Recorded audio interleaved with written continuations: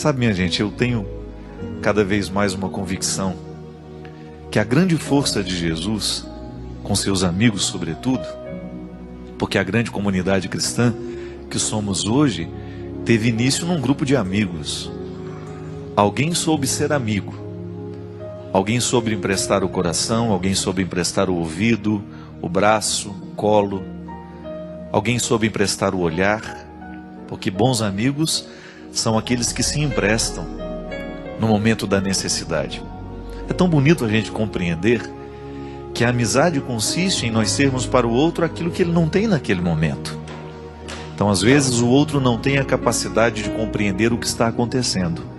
Eu vou, fico do lado, quem sabe ajudo a lançar luzes sobre uma realidade que ele não sabia viver sozinho, e na nossa companhia as coisas se desenrolam melhor.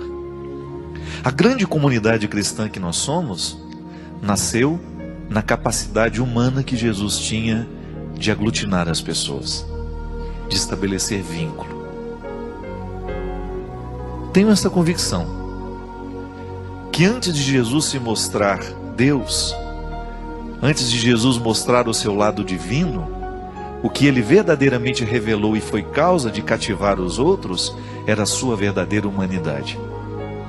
Um ser humano que deu certo, um ser humano que foi equilibrado, um ser humano que buscou ser o melhor possível. Nisso já agia a graça de Deus, é claro, mas ali existe todo o processo formativo de Jesus, a psicologia que Nossa Senhora certamente aplicou com ele, a sabedoria de José ao transformar esse homem num homem de caráter, a influência que ele recebeu da família. Jesus era um ser humano inesquecível. Antes de se mostrar Deus, antes de ser aquele homem que fazia milagres, que era capaz de realizar coisas estrondosas, maravilhosas, Jesus sabia ser gente. É o que fazia com que as pessoas andassem atrás dele. A palavra de Jesus era uma palavra que estabelecia vínculo. Era uma palavra que aproximava, não era uma palavra que afastava. Se você vai na Sagrada Escritura e se você começa a pesquisar essa humanidade de Jesus, se você começa a ler as passagens que revela Jesus com seus amigos, Jesus nas festas, Jesus convivendo, você vai encontrar um ser humano inesquecível. E o bonito de tudo isso, minha gente, é que nós, como grande comunidade cristã, nós somos convidados a ser Jesus de novo. Toda a dimensão divina está a nosso favor, porque nós somos filhos da graça. A graça de Deus não deixa de agir em nós. Mas aí entra a responsabilidade humana no acolhimento dessa graça, quando nós olhamos para o humano que está em Jesus. Queremos ser como Ele. Não somos anjos, somos humanos, eu, você, marcados por limites, por incompreensões, por dificuldades.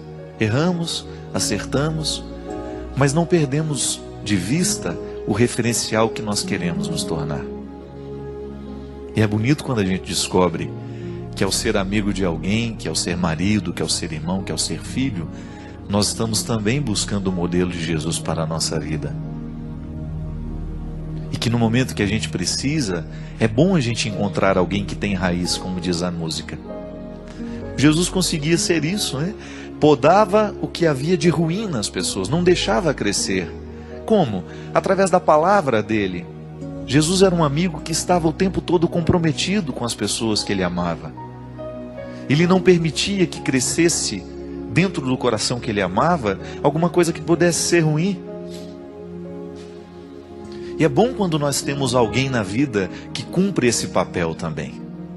De nos amar de um jeito certo, de nos promover para a liberdade, de fazer acontecer dentro do nosso coração a ressurreição nossa de cada dia, não é verdade? Há dias em que a gente parece que está meio morto. Parece que a vida, às vezes, tem o poder de nos sepultar antes da morte. Quando a gente percebe que a gente está perdendo as esperanças, quando as tristezas estão sendo superiores às nossas alegrias, quando a gente fica desanimado, você experimenta isso, eu experimento. Quando a gente sofre por não ser amado como a gente gostaria que fosse, quando você escuta o que não gostaria de ter escutado, quando você perde e não gostaria de ter perdido, quando você é traído, quando você descobre alguma coisa que não foi do jeito que você planejou, é como se a vida começasse a nos sepultar antes mesmo da morte. Mas eis que entra alguém com seu poder de nos olhar de forma humana e divina e nos convence de que a ressurreição ainda é possível, que nós não estamos condenados a viver a morte de hoje. Todo dia a gente morre e a gente renasce um pouco. O processo de viver e de morrer é cíclico, né? Ele não para. Hoje eu estou morrendo. Eu tenho um dia a menos na minha vida. Isso não é para eu ficar desesperado. Hoje eu estou um dia mais próximo da minha morte, você também. Mas ao pensar nesta possibilidade, nesta realidade, não é uma possibilidade, é uma realidade, querendo você ou não, hoje você está um dia mais próximo do seu destino final. Isso não é para nos encher de desespero, mas é para, quem sabe, a gente pensar na qualidade que nós queremos dar aos dias que nos restam. Não é assim? É o que Jesus fazia. A mudança que acontecia na vida das pessoas é porque Jesus abriu os olhos delas para esta realidade, mas sem desespero.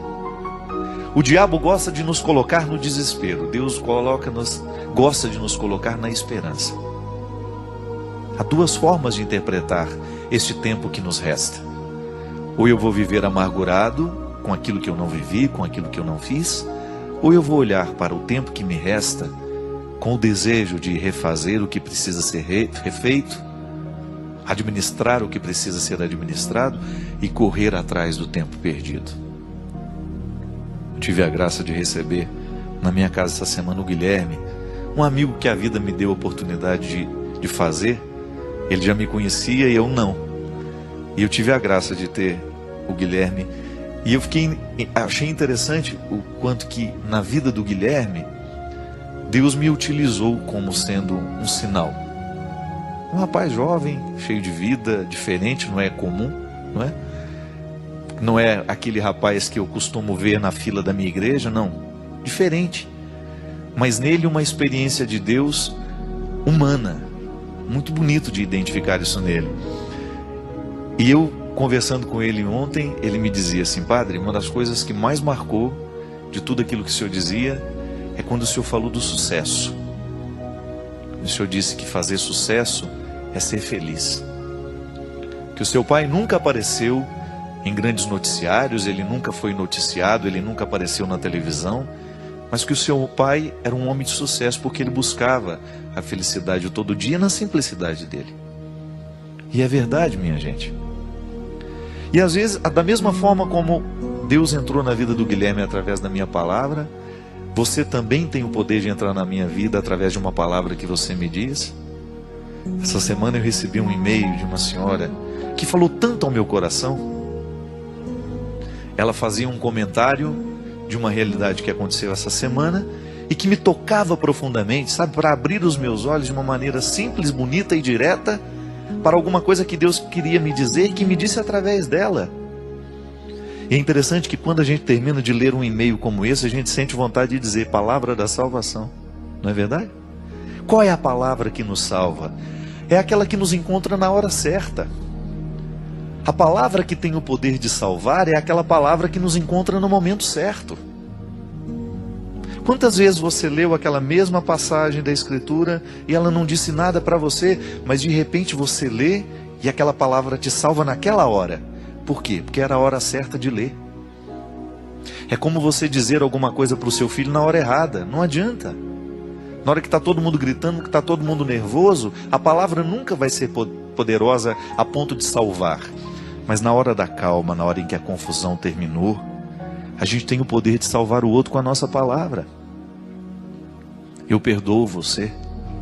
Quantas vezes essa palavra, ela é salvação na vida do outro? Eu entendo o que você está sentindo, isso salva. Quantas vezes no momento do nosso desespero, minha gente, a gente só quer isso. Alguém que olhe para a gente e fala: eu entendo o que você está sentindo. E mesmo que eu não consiga dizer absolutamente nada sobre o que você sente, hoje eu empresto a minha presença. Eu serei com você. Isso é palavra da salvação.